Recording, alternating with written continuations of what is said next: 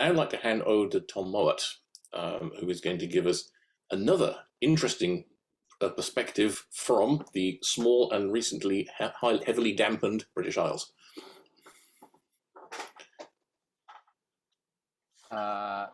Okay, hopefully people can see that. That's a bit obvious, but I thought I'd go with it. I'm going to give a slightly different perspective because I wanted to make it more of a personal perspective. First of all, disclaimer, personal opinion, blah, blah, blah. I want to talk about the character of coalition warfare, i.e. we're representing blue, and blue is, as Jim very eloquently said, is multipolar. So I want to talk about a few things, and we'll get down into the meat of it from the character of conflict that I have seen back in the day.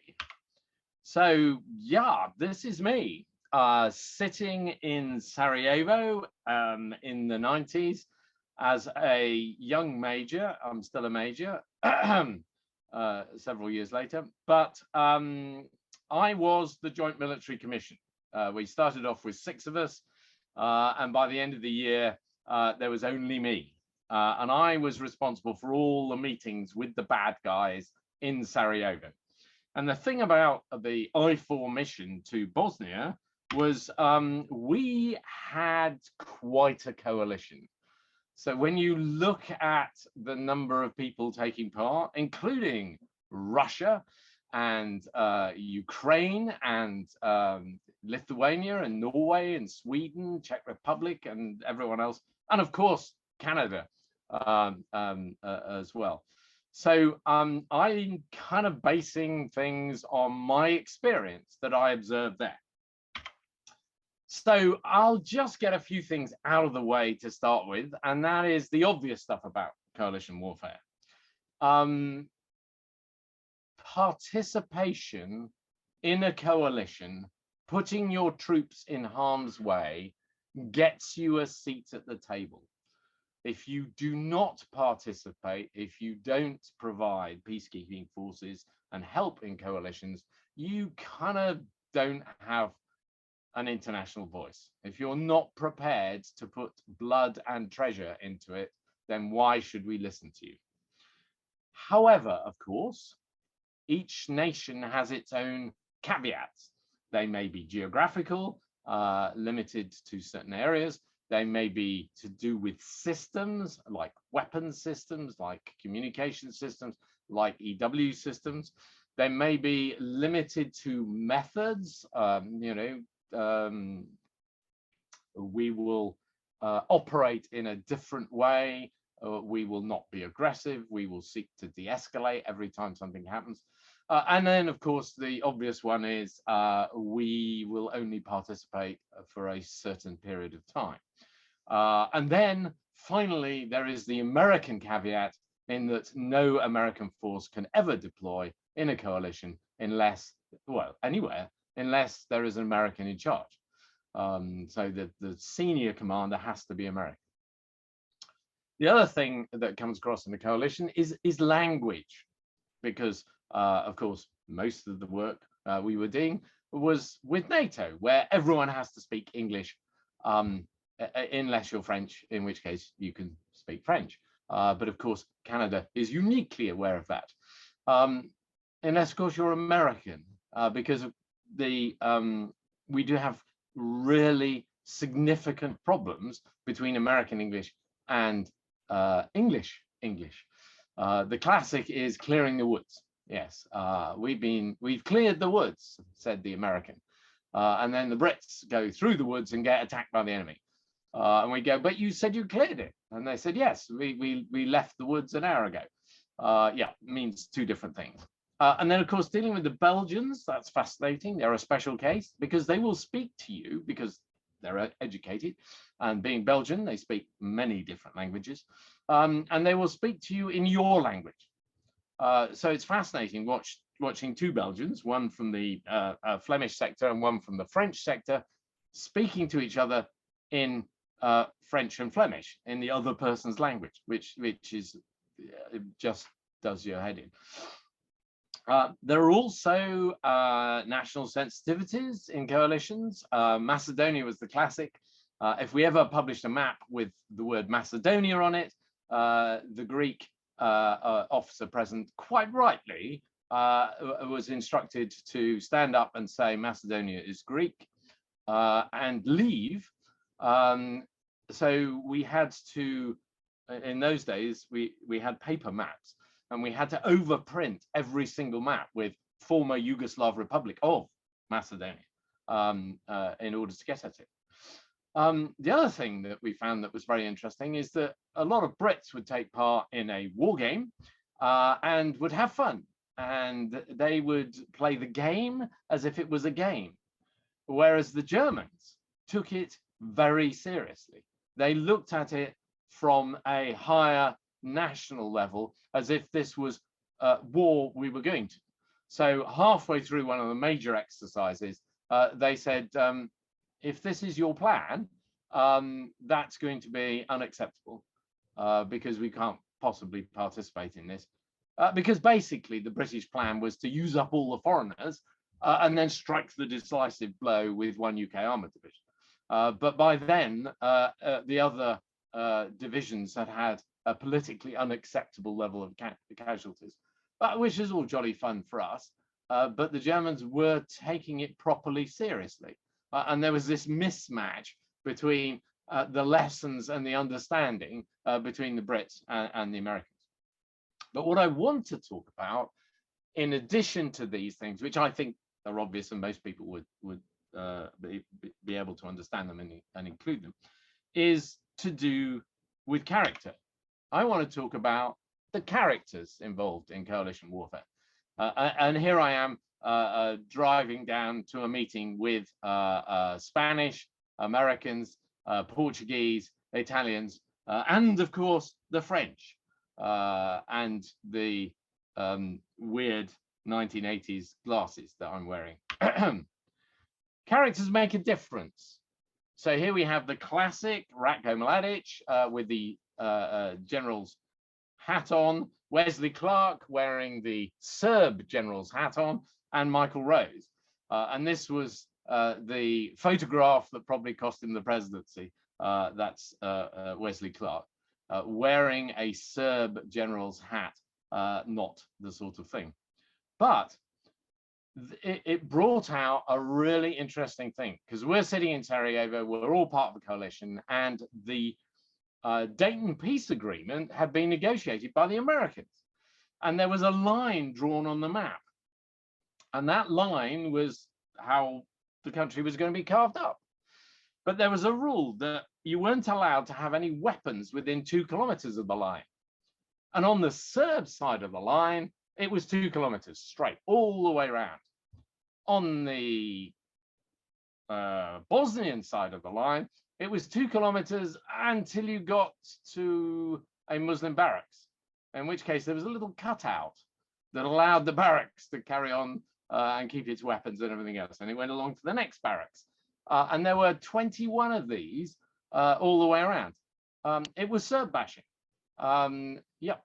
The Americans decided the Serbs needed bashing. And so they drew the map in a biased way. Of course, the Brits, because we love fair play, were determined to be fair. And as a result, we were so fair, we were pro-Serb, which is just as bad, because the Serbs in Bosnia deserved a bit of bashing. So we have to be careful. That bit about fair play. The character of the commander makes a difference. Here we have Mike Walker in the middle talking to the press and the seniors. This is taken from the referendum that was held in the country at the time. But when he arrived, he gave an incredible presentation about, I'm in charge of the Corps, these are all the assets I've got, and we're going to make sure everything's going to be fine and dandy. And when that was released, that was intercut with pictures of a huge bulldozer driving down the road, clipping Serb checkpoints. And every time it hit one, it exploded and just crashed down the hill. So he'd make a point and then someone would cut it with the next thing. And psychologically, it was incredibly powerful and was probably the defining moment of the campaign. You know, ignore the rest of it. Everyone suddenly realized the big boys were here. But he not only did it there with the Bosnians, he did it with his own forces. So when the American commander was giving his presentation and was being quite pompous and self-important in front of everybody, this is before we deployed, we were all taking part in an exercise. At the end of it, he finished up with this gigantic eagle. And in those days, PowerPoint wasn't terribly good. And this eagle sort of came on the screen one feather at a time. And it took about a minute before it came up. And in one claw, it had all the badges of all of the nations that were in the coalition with the Americans. And in the other claw, they had this yellow thing that was flashing. And General Walker said, "What's that yellow thing?" And the American general said, "It's a lightning bolt, sir." And General Walker said, "I rather thought it was a banana." And everyone burst out laughing, and the bubble was pricked, and he was just incredible. He was in charge. He could absolutely get at what was needed. And when we had compliance, moving a kit, all of the three sides, Croats, Muslims, and Serbs, said, "We've done exactly as we've been instructed to do, and we've removed all our forces." And then Mike Water got up and said, "You're all lying. Actually, I don't think you're lying. I think you're just incompetent." But there's a reason for that, because most of your officers and soldiers weren't actual professional military. And then he wheeled out air photos showing that every side had lied. And then he said, "Right, what I'm going to do is I'm going to attach men from my staff to yours so that we can plan this properly and get it done." And it was incredible. So the character of the commander can make a real difference. And then there's the French. Oh my God, the French operate and they think differently, fundamentally differently. And the way the French hierarchy works is that you are given far more latitude in the chain of command. And as a result, the appetite for risk amongst French officers is different to the appetite for risk with ours. There was a machine gun attack in Sarajevo, and we were all, "Oh my God, it's a machine gun. What are we going to do?" Thinking about what we would do. Do we get armored vehicles in? Do we get satellites in? Soak the area, do a cordon. And then the message came in and said, "Yes, we've taken the machine gun position, and the two Serbs are dead. And we've had a casualty." And it was, what? Well, it's a submachine gun. It's a platoon task. They sent a young officer and a platoon of men. They attacked the gun post and killed them. And it was all over in 15, 20 minutes, which was a bit of a shock because everyone else was operating with a different risk calculus and would never think of doing this. In Elidza, where this happened, there was a riot, and the French commander, I won't say his name because he's actually a politician now, drove right into the middle of the riot, where these vehicles were all around the edge of the riot, pointing their guns at the Serbs. And he went up to the leader of the Serbs, a big Chetnik with a beard, and said, looked him right in the eye, surrounded by hundreds of Serbs. And he said, "There'll be no problem today, will there?" And the Serb leader went, "No, there won't." And he got on the radio, and all the tank turrets turned and pointed away from the Serbs towards the Muslims, who were just as guilty of causing the riot. And it was a moment, and everything went quiet, and then everyone went home. So yeah, vive la France. I myself ended up getting invited to Lancent to give a talk. I was bumped from my slot before lunch to after lunch. And the guy who gave a talk before lunch talked about negotiation theory. He was an expert in negotiations and buying cars. And it was, you know, it was an amazing performance, but it really didn't have anything to do with what we were there for. So when I started my presentation, this one here, a tank called Elvis, there's a wonderful story, but I won't go into it. I got up and said, there's one thing I want to make absolutely clear before we start. They signed the Dayton Peace Agreement. If they don't do what's in the agreement, we're going to shoot them. So negotiation is jolly nice, but at the end of the day, we're here to shoot them if they don't do what they agreed. Complete silence in the entire room. And the commander got up, walked up onto the stage, produced one of those challenge coins and gave it to me. And he said, "Thank you, Tom. Needed saying," stamping his character on the rest of the force. That was Lancent. So hopefully that was a slightly different view. And that's me. And that's me at the referendum.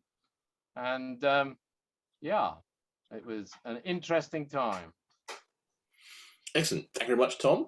That's certainly thought-provoking, and yep, the first-person anecdotes from some news really seen it happen, rather than the theoretical textbook view. It's very definitely an important perspective.